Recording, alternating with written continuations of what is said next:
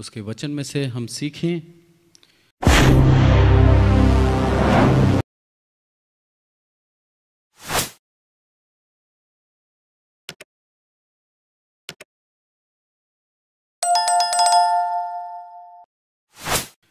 और जो ऑनलाइन सुन रहे हैं आप सभी को मैं तहे दिल से धन्यवाद देता हूं इस चैनल को प्यार देने का। आपका इस चैनल में स्वागत है और कलीसिया में बैठे हर एक विश्वासी का मैं धन्यवाद देता हूं, आपने परमेश्वर के लिए समय निकाला। आइए आज के वचन को हम देखेंगे, प्रेरितों और उसका 2:42। और वे प्रेरितों से शिक्षा पाने और संगति रखने और रोटी तोड़ने और प्रार्थना करने में लोलीन रहे। Thank you. क्या क्या करना? शिक्षा पाने, संगति रखने और रोटी तोड़ने और प्रार्थना करने में लोलीन और रहे। प्रार्थना करने में लोलीन रहे। ठीक, आज का टॉपिक मैसेज का है कि हमारी संगति क्यों जरूरी है। Why fellowship is necessary for Christian life? क्यों जरूरी है हमारी संगति एक मसीह जीवन में। प्रभु यीशु मसीह ने संगति करी हमारे साथ, और प्रभु यीशु मसीह, ये जो आयत पढ़ रहा हूं मैं, ये समय कब का है? प्रभु यीशु मसीह ने बलिदान दे दिया और बलिदान देने के बाद स्वर्ग राज्य में जा चुके हैं, अपना आत्मा उंडेल दिया सबके ऊपर जिसने उसको स्वीकार करा। अब चेले, पैंतीकोस का टाइम है, ये चेले, पतरस का भाषण है, और उसने जब भाषण दिया तो उसके अंदर सबसे बड़ी खूबी क्या थी मालूम है? अलग अलग भाषा के लोग बैठे थे और सबको अपनी मातृभाषा सुनाई दे रही थी। बोल क्या रहे हैं, सुन क्या रहे हैं। जब ये दिन आया और दिन के अंदर जब उसने प्रचार किया पतरस ने, तो एक ही दिन में वचन कहता है 41वीं आयत के अंदर कि 3000 से ज्यादा लोगों ने अपने आप को परमेश्वर की संगति में डाल दिया। यह है संगति। उस संगति में रहना उनको अच्छा लगा। उनको मालूम पड़ा कि सच में जो मैं जीवन जी रहा था वो जीवन सिर्फ और सिर्फ पाप का था, गलतियों से भरा हुआ था, और पूर्ण रूप से ऐसा जीवन जी रहा था जो स्वार्थी जीवन बोलूंगा मैं उसको, खुद के लिए जीना। पर सच्चाई तो यह है, प्रभु यीशु मसीह ने हमारे लिए जीवन जिया। वो आया इस पृथ्वी पर और आने के बाद अपने आप को उसने सलीब पे चढ़ा दिया, क्रूस पे चढ़ा दिया। क्यों? ताकि हम सारे जीवित रहें। हम सब के पापों के क्षमा के लिए उसने एक एक बूंद खून का गिरा दिया, खत्म कर दिया। जब ये चीज उसने देखी कि प्रभु को भाया कि मनुष्य के साथ संगति करें, तब जाके उन्होंने परमेश्वर की संगति करना जरूरी समझा। वही संगति हमारे बीच में भी होना चाहिए। मसीहों के साथ कई बार होता है, हम प्रभु यीशु मसीह को ग्रहण करते हैं और ग्रहण करने के बाद उसके भवन में आना, और कई बार हम मीटिंगों में हर जगह करते रहते हैं, पर एक समय आता है फिर हमें ऐसा लगता है कि अब हम सब सीख चुके हैं, जिसे बोलेंगे हम ओवर कॉन्फिडेंस। और जब हमें लगता है कि हमें सब आता है, जो वचन निकालेगा पास्टर वो वचन मैं जानती हूँ या मैं जानता हूँ, हर एक चीज मुझे मालूम है, बाइबल पूरी पढ़ चुके हैं हम, अब हमें क्या जरूरत। वहीं शैतान दाव लगाता है, उसी जगह शैतान दाव लगाता है और हमें संगति से हटा देता है। इसका एक बहुत ही सिंपल उदाहरण देता हूं, आपको समझ में आएगा। आप अंगारे जलाते हैं, ठीक है, अभी सर्दियां भी आ गई हैं, हम लोग ताप लगाते हैं, अंगारे जलाते हैं। अंगारे सब एक दूसरे के ऊपर रखे हुए सुलगते रहते हैं, लाल एकदम, ठीक है। एक अंगारा चिमटे से उठा के आप साइड में कर दो, 15 मिनट बाद देखोगे ना तो वो अंगारा बुझ जाएगा, बाकी सारे अंगारे जलते हैं। यही है मसीह जीवन। जैसे ही हम उस संगति से दूर हो जाते हैं, हमारे अंदर वो आत्मिक कमी आ जाती है। फिर हम कितना भी चाहें उस आग को अपने अंदर रखने की, नहीं रह पाएगी, खत्म हो जाएगी। इसीलिए प्रभु इस संगति के ऊपर फोर्स करता है यही कारण है कलीसिया बनाने का, यही कारण है उसकी संगति के साथ आराधना करने का। आज आधुनिक जमाना है, लोग बाग ऑनलाइन देख रहे हैं, चर्चेस जाना बंद कर दिया है। हम तो मैसेज ऑनलाइन देख लेते हैं साहब, गलत है। आप मैसेज ऑनलाइन देख सकते हैं पर संगति आपकी बनी रहनी चाहिए, जरूरी है। नहीं तो वो जो आत्मिक वरदान है आपके अंदर खत्म हो जाएगा। संगति का एक और उदाहरण देता हूं मैं आपको। यरीहो की दीवार गिरानी थी, क्या बोला परमेश्वर ने? इसका चक्कर काटो। एक को बोला था क्या? सबको बोला था। पूरे इस्राएली उसके चक्कर काटते थे उस शहर पना के। उन्होंने तोड़ा नहीं, कोई पत्थर नहीं मारे, कोई हथौड़े नहीं मारे उस दीवार के ऊपर, बस उस संगति के साथ ऊंचे स्वर से गाकर उन्होंने चक्कर काटे। परमेश्वर का पराक्रम देखिए आप, परमेश्वर की शक्ति देखिए, सामर्थ देखिए। जब लास्ट दिन उनसे बोला कि आप 7 चक्कर मारने हैं इसी दिन, और उन्होंने 7 चक्कर जैसे ही मारे, पूरी शहर पना धड़धड़ा कर नीचे गिर गई। इतनी पावर है हमारी संगति के अंदर, इतना हमारे संगति के अंदर प्रभाव है कि हम अगर संग होकर, एक साथ होकर प्रार्थना करें तो हम ऑटोमेटिक कोई भी जंग जीत सकते हैं। हमें कोई नहीं हरा सकता। इसीलिए प्रभु बोलता है संगति में बने रहें। यहां पर क्या हुआ? जैसे ही वो 3000 लोग परमेश्वर के पास आए, प्रभु यीशु मसीह को उन्होंने ग्रहण करा, उसी समय क्या करने लगे वो लोग? प्रेरितों से शिक्षा पाने। सबसे बड़ी बात, अब हम आ गए, हमें महसूस हुआ कि हमारे अंदर गलतियां थी, हमने अपने पापों का अंगीकार करा और प्रभु यीशु मसीह के नजदीकी में आए, तो सबसे पहले क्या करना है? हमें शिक्षा पानी है। पौलुस ने भी यही करा था। जब उसको चुना गया था तो वो चला गया 3 साल के लिए, उसके बाद आया दोबारा। तो हमको क्या करना है? शिक्षा पानी है। सबसे पहले हम ये ना समझे कि हम सब कुछ आता है हमें। तो सबसे पहली बात तो शिक्षा पाना, और दूसरा संगति रखने। जैसे ही हम संगति रखते हैं, हमारी संगति से अपने आप को हम सुधारते जाते हैं। हमारी संगति हमें खराब कर देती है, हमारी संगति हमें सुधार सकती है। प्रभु इसलिए कहता है संगति में बने रहो। आप एक छोटे से बच्चे को, 2 साल का मेरा जॉना, उसको आप अभी ऐसे बच्चों के बीच में छोड़ दो जो उससे उम्र में बड़े हैं, बोलना जानते हैं और अपशब्द बोलते हैं। 2 महीने बाद, 3 महीने बाद उसके मुंह से भी अपशब्द आने लग जाएंगे। हम क्यों रखते हैं अच्छे स्कूल में अपने बच्चे को? संगति, कि मेरे बच्चे की संगति खराब ना हो जाए, मेरे बच्चे का जीवन खराब हो जाएगा। प्रभु यीशु मसीह कितना चाहता है हम सुरक्षित रहें, इसलिए बोलता है अपने लोगों के साथ संगति करो, अपने लोगों के साथ जुड़े रहो, नित्य प्रार्थना करते रहो, तो तुम सुरक्षित रहोगे।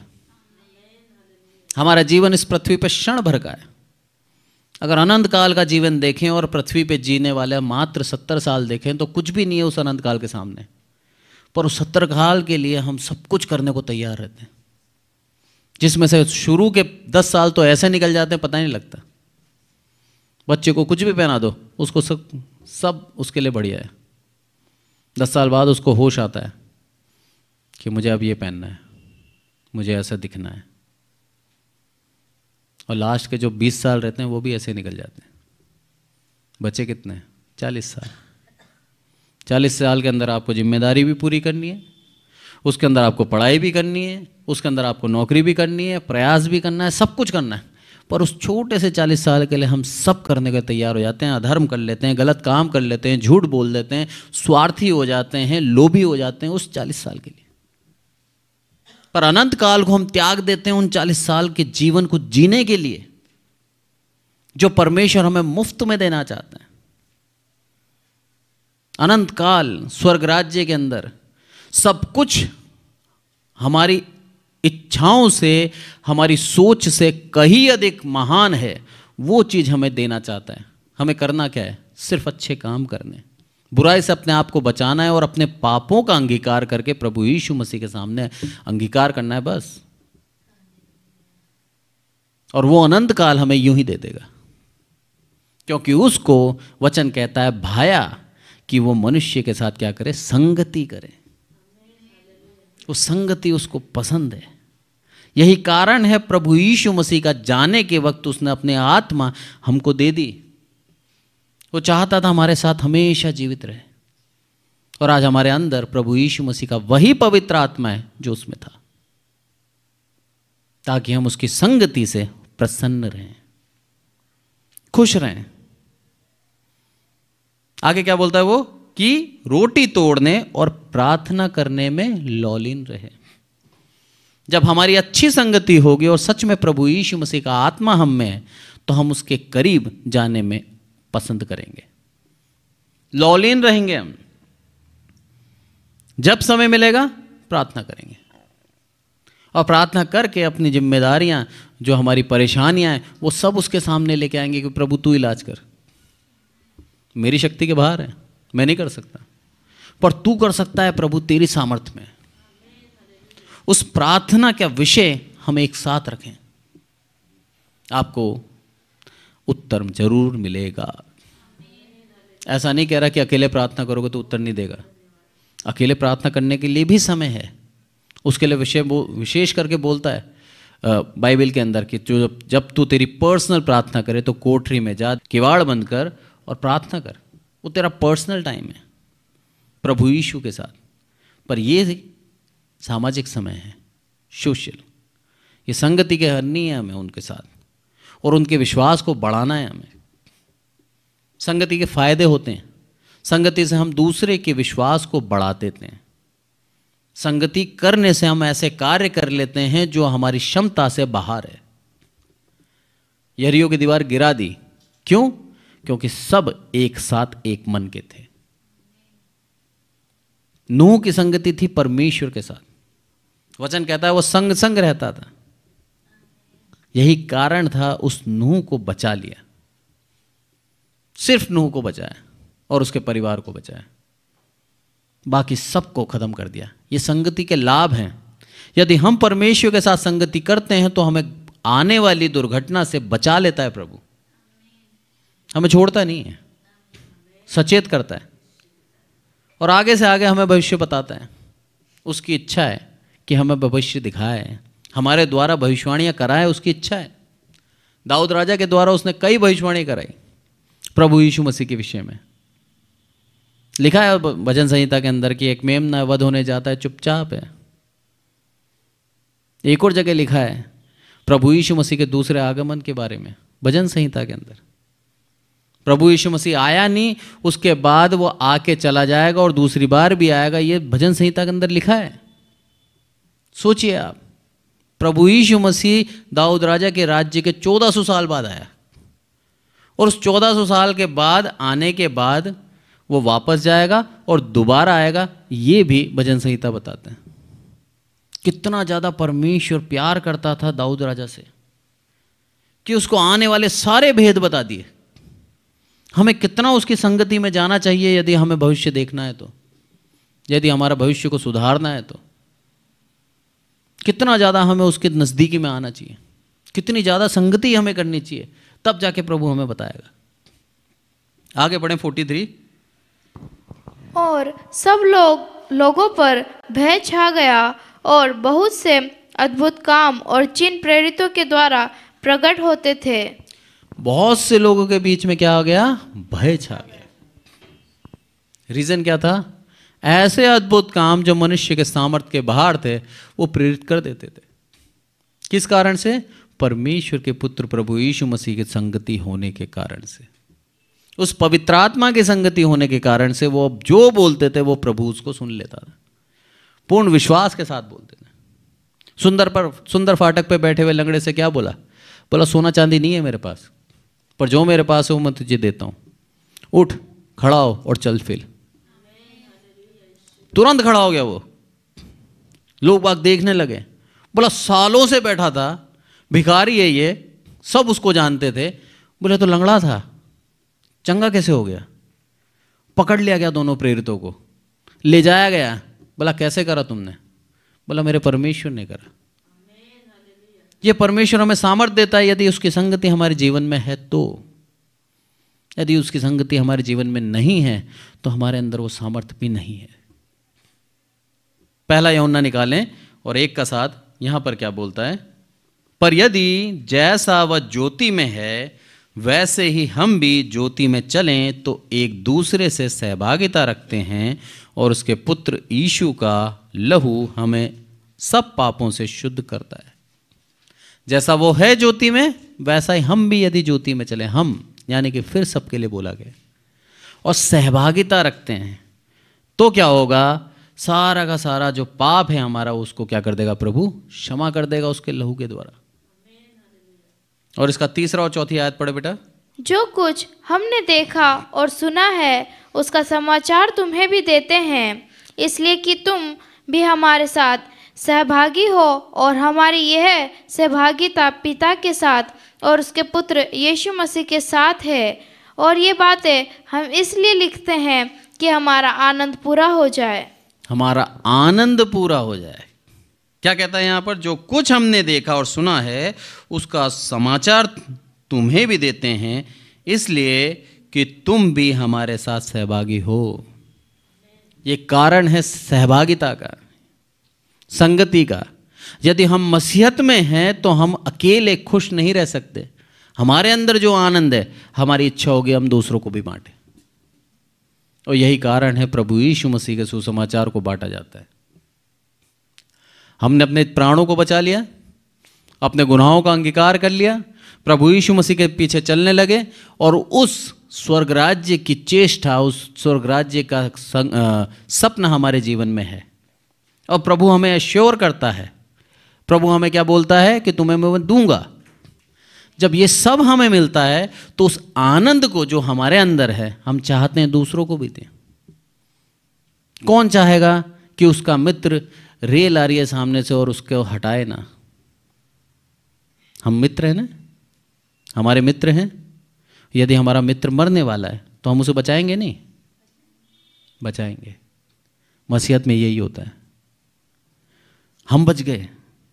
वो खुशी है हमारे जीवन के अंदर कि प्रभु तूने मुझे चुन लिया। अब हम प्रार्थना करते हैं, प्रभु तू मेरे मित्र को भी चुन, उसको भी स्वर्ग राज्य दे। प्रभु तू मेरे छोटे भाई को भी चुन, प्रभु तू मेरी बहन को भी चुन, मेरी माँ को भी चुन, मेरे पिता को भी चुन, मेरे परिवार को चुन, और जितने लोगों को मैं जानता हूँ प्रभु सबको चुन, क्योंकि वो मेरे साथ, मैं चाहता हूँ उनकी सहभागिता रहे। ये चाहता है प्रभु। मसीह परिवार में पैदा होने से कोई मसीह नहीं बनता। फिर कह रहा हूं मैं, मसीह परिवार में पैदा होने से कोई मसीह नहीं बनता। हम मसीह बनते हैं जब वास्तविक रूप में, खुद व्यक्तिगत रूप में प्रभु यीशु मसीह को स्वीकार करते हैं, तब जाके हम मसीह बनते हैं। और प्रभु चाहता है कि हम कब उसको स्वीकार करें। मुझे याद है मैंने स्वीकार करा मेरे प्रभु यीशु मसीह को जब मैं 11वीं क्लास में था। तब मैंने उसकी आज्ञा का पालन करा और बपतिस्मा लिया, जो वचन कहता है कि जब तू स्वीकारे तो बपतिस्मा ले। 11वीं क्लास में था मैं। उससे पहले मेरे जीवन किस तरह से जिया सब जानते हैं, अधर्म के साथ, पाप के साथ, और लगता नहीं था किसी को कि ये प्रभु को कभी स्वीकारेगा। लड़ाई झगड़ा करना, हर एक वो काम जो अन्य जाति करता है, और उसमें और हम में कोई फर्क नहीं था, उसमें और मैंने। पर प्रभु चाहता है कि उसकी जाति में और अन्य जाति में फर्क दिखे। वचन कहता है कि संसार ने मुझसे बैर रखा है, तुमसे भी रखेगी। अरे तुम लोग धन्य हो जो समाज तुमसे बैर रखता है, जो लोग तुमसे बैर रखते हैं। किस लिए रखते हैं? क्योंकि प्रभु यीशु मसीह के सुसमाचार को हम सुनाते हैं, इस कारण वो हमसे बैर रखते हैं। प्रभु यीशु मसीह बोलता है कि धन्य हो तुम, क्योंकि तुमसे लोग बाग बैर रखते हैं। उनके अपशब्द बोलने से प्रभु की तरफ से मुझे महिमा मिलती है, मुझे शक्ति मिलती है, मुझे सामर्थ्य मिलती है। और मैं धन्यवाद देता हूं प्रभु कि तूने मुझे चुना, और तेरी संगति सदैव मेरे साथ बनी रहती है। यही हम प्रार्थना करें, पर प्रभु की तरफ से मुझे आशीष मिलती है। प्रभु को धन्यवाद दें। शैतान चाहता है हम इस काम को छोड़ दें, त्याग दें, शैतान का यही प्रयास है, वो हमारे अंदर उठने वाले आनंद को खत्म कर देना चाहता है। जब हम ही आनंदित नहीं रहेंगे तो सोचिए दूसरे को आनंद कैसे देंगे। उस संगति के अंदर हमें अच्छा नहीं लगेगा क्योंकि हम आनंदित नहीं हैं। बहुत से हैं जो कमेंट में लिखते हैं, पास्टर जी मेरे लिए प्रार्थना करना, मैं कई बार चिंतित हो जाता हूँ और अफसोस निराशा में आ जाता हूँ, मेरे लिए प्रार्थना करना। मैं उसके कमेंट में लिखता हूँ कि हम प्रार्थना कर रहे हैं तुम्हारे लिए। विशेष करके आज की प्रेयर मीटिंग के अंदर भी हम इन सब के लिए प्रार्थना करें जिनको प्रार्थना की सच में आज जरूरत है। एक बच्ची जिसने कमेंट में लिखा, प्रभु मेरे सारे पापों को क्षमा कर, मैं अपना जीवन तुझे देती हूँ। कितनी बड़ी बात है। उस वचन के अंदर शक्ति देखिए, प्रभु यीशु मसीह के वचन में। मेरे अंदर शक्ति नहीं है, मेरे संदेश सुनाने में कोई बड़ी बात नहीं है, पर प्रभु का जीवता वचन, उसके अंदर शक्ति और सामर्थ्य है। और उस वचन को जब उसने सुना, अपने पापों का अंगीकार कर लिया। मेरे पिता हमेशा कहते थे, बेटा यदि एक व्यक्ति भी तेरा सुनता है ना, धन्यवाद दे। उस एक व्यक्ति ने अपने पापों को स्वीकार कर लिया ने, धन्यवाद दे। प्रभु यीशु मसीह ऐसे ही नहीं बोलता कि एक स्वामी था, गया और जाने से पहले अपने दासों को तोड़े देके गया, किसी को 5, किसी को 2, किसी को 1। वो दिखाता है, दर्शाता है कि जो योग्यता तुम्हें दी है उसके द्वारा तुमने क्या मेरे लिए आत्माएं जीती हैं? क्या तुमने सच में प्रभु यीशु मसीह का सुसमाचार को फैलाया है? और यदि फैलाया है तो प्रतिफल दिखाओ। जिसके पास ज्यादा योग्यता थी, 5 दिए जिसको, वो बोलता है प्रभु मैंने 5 और कमाए तेरे लिए। वो स्वामी क्या बोलता है, धन्य है तू, जा रख ले। चाहिए नहीं उसको कुछ। 2 वाला बोलता है मैंने 2 और कमाए, बोला तू भी रख ले। और 1 वाला क्या बोलता है, मैंने मिट्टी में गाड़ दिया था क्योंकि मैं डरता था प्रभु, जहां तू छींटता नहीं है वहां से भी बटोर लेता है। अगर मैं नहीं कर पाया, खो देता, उसका भय था मुझे, इसलिए मैंने क्या करा, उसको मिट्टी में गाड़ दिया। जो तेरा है वो तेरे को देता हूं। हे निकम्मे और आलसी दास, ये लिखा है उसके लिए, तू नरक में जाएगा। ये आत्मा दिया है ना हमें, एक आत्मा दिया है हमें, इसको हम मिट्टी में गाड़ देते हैं, मर जाते हैं बिना कुछ करे। जब दोबारा उठेंगे ना, तब प्रभु पूछेगा क्या किया तूने? बोला प्रभु मैंने कुछ नहीं किया, जो तेरा था मैंने मिट्टी में गाड़ दिया। तब बोलेगा हे निकम्मे और आलसी दास, तुझे मैंने अनमोल अवसर दिया था, मेरा आत्मा तुझे दिया था मैंने, और तूने किया क्या? व्यर्थ कर दिया उस जीवन को। किसी को सुसमाचार नहीं सुनाया, किसी को मेरे नाम के बारे में नहीं बताया, अपने जीवन को इतना सुधार लेता कि तेरे जीवन को देख के लोग बाग सुधर जाते, वो भी नहीं करा तूने। और आ गया मेरे पास ऐसे ही खाली हाथ। तू निकम्मा है, तू आलसी है, तू जा अब नरक में। प्रभु हमें सिखाता है आज भी चेत जाएं, तो वो हमें क्या करेगा, एक नया अवसर दे देगा। पर आज भी अगर हम उसमें हैं कि चलेगा, जाने दो, आगे देखेंगे, कब समय निकल जाएगा पता नहीं लगेगा। प्रभु का धन्यवाद दें, उसने हमें हर एक दिन नया अवसर देता है। निकालें 1 कुरिन्थियों और उसका 1:9। यहां पे लिखा है परमेश्वर सच्चा है जिसने तुमको अपने पुत्र हमारे प्रभु यीशु मसीह की संगति में बुलाया है। अब वो व्यक्ति कह सकते हैं कि हम भी संगति रखते हैं जो अकेले हैं, जिनके पास मसीह की समाज नहीं है, जो कहीं दूर गांव में नौकरी कर रहे हैं, जो सिर्फ अकेले हैं प्रभु के नाम लेने वाले, वो भी कह सकते हैं मेरी संगति मेरे प्रभु यीशु मसीह के साथ है। क्या बोला यहाँ पर, कितनी अच्छी आयत है, दोबारा पढ़ बेटा जोर से। परमेश्वर सच्चा है जिसने तुमको अपने पुत्र हमारे प्रभु यीशु मसीह की संगति में बुलाया है। परमेश्वर सच्चा है, उसने हमें बुलाया है, हम खुद नहीं गए, उसने हमें बुलाया। किसकी संगति में? प्रभु यीशु मसीह की संगति में। उस संगति के अंदर हम आनंद लें और उस आनंद को अपने तक नहीं रखें, सबको बांट दें, तो ये संगति को हम बढ़ाते हैं। उस संगति को हम बढ़ा देंगे। यदि अपने तक ही रखाना है तो उस संगति को हम खो देंगे। इसलिए बोलता है परमेश्वर सच्चा है। परमेश्वर इसलिए सच्चा है क्योंकि आदम और हवा के साथ उसने व्यक्तिगत रूप से संगति रखी, उनके संग संग चलता था, हर शाम को उनके साथ टहलता था बगीचे में। वो संगति उसने आज हमारे साथ रखी है, पापी होने के बावजूद भी। पाप में रह नहीं सकता परमेश्वर, उसकी दृष्टि अधर्म होते देख नहीं सकती। साफ कहता है हबक्कुक के अंदर कि तेरी दृष्टि इतनी पवित्र है कि प्रभु तू अधर्म को देख नहीं सकता। और ऐसा परमेश्वर हमारे अंदर वास करता है उसकी आत्मा के द्वारा। आज वही संगति हमारे साथ है। जब हम अपनी संगति को अंदर रहते हैं तो उसका आत्मा हम में वास करता है। एक और आयत निकालें, 2 कुरिन्थियों और 6:14। अविश्वासियों के साथ असमान जुए में ना जूतो, क्योंकि धार्मिकता और अधर्म का क्या मेल जोल, या ज्योति और अंधकार की क्या संगति। ठीक है, अब संगति हमें कैसी करनी चाहिए वो चीज यहां दर्शा दी पौलुस ने। तुम्हें किसके साथ मेलजोल रखना है? धर्मियों के साथ। अब धर्मी और अधर्मी के सिंपल सी डेफिनेशन मैं आपको बता दूं। अधर्मी वो जिसने अपने पापों का अंगीकार नहीं किया, और धर्मी वो जिसने अपने पाप का अंगीकार कर लिया और दोबारा उसको नहीं दोहराता। बस हम ऐसा नहीं कह सकते कि धर्मी ने जीवन में कभी पाप नहीं किया। पाप किए हैं उसने भी, सबने पाप किए हैं।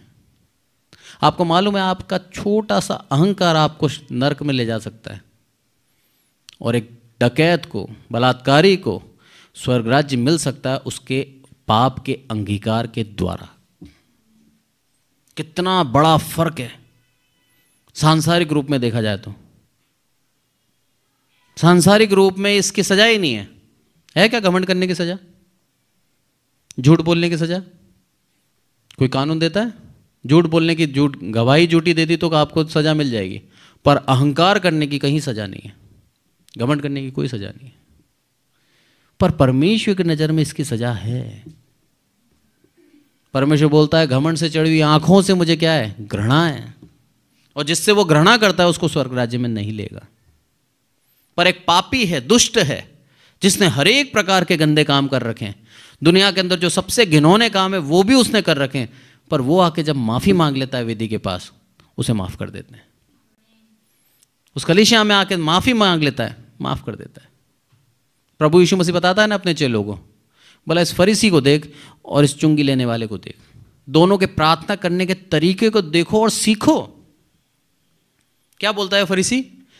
बोला मैं इस चुंगी लेने वाले के समान पापी नहीं हूं प्रभु, मैं तेरे को दशवांश देता हूं, मैं प्रति रविवार कलीसिया में आता हूं, मैं चंदा देता हूं, मैं हर मीटिंग अटेंड करता हूं, मैं तेरे वचन को दूसरों को समझाता हूं, मैं धर्मी हूं।